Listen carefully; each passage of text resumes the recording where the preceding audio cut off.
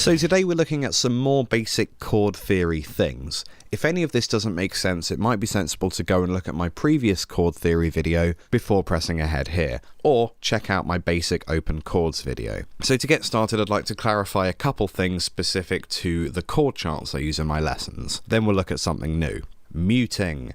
In the last lesson I used a few examples of chords which had these X markings on them. These indicate that we don't play these strings. On guitar we can either just not play them by not strumming them, or we can mute the strings with part of our hand. Muting them has the benefit of, if we accidentally hit the string, it won't make any noise. Well, it'll make a percussive noise, but it won't add any extraneous pitches, like this.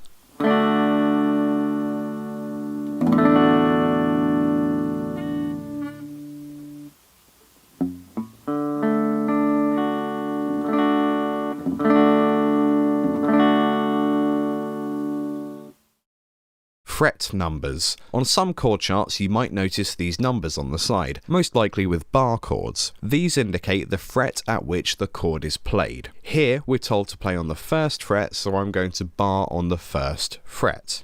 In this example we're playing an F major chord, but the only difference on the chart between this and another bar chord is the fret marking on the side.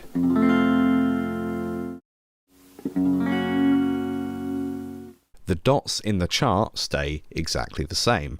Degrees of the scale. Again, following from something in my previous video, you'll remember that a chord is constructed of 3 notes, the root, third and fifth. I wanted to clarify that the reason we call these by numbers is because that is the order in which they appear in the scale. If you play a major scale, it's the first, third and fifth notes you play that make a major chord. So yes, all chords are built from a scale, and yes, you can use other notes from the scale. A common but more complex chord is a 7th chord, which introduces the 7th degree of the scale to the triad.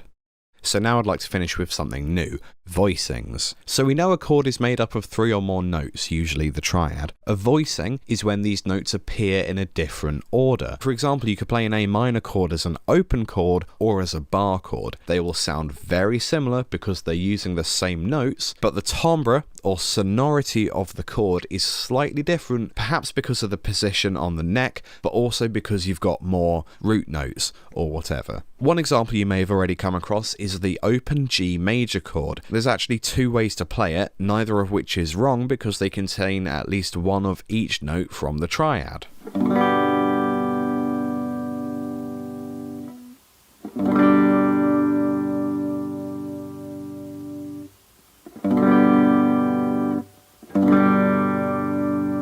There is a difference, but it's so tiny. Voicings are really helpful to play different styles of music, or if there's 2 guitarists in a band and you want to make a bigger sound rather than playing identical chords. So those are some new chord theory bits and some clarifications. If you'd like to learn more, please subscribe to the channel and see what other videos are online. Don't forget to like the video or leave a comment if you have any questions. I'll see you next time.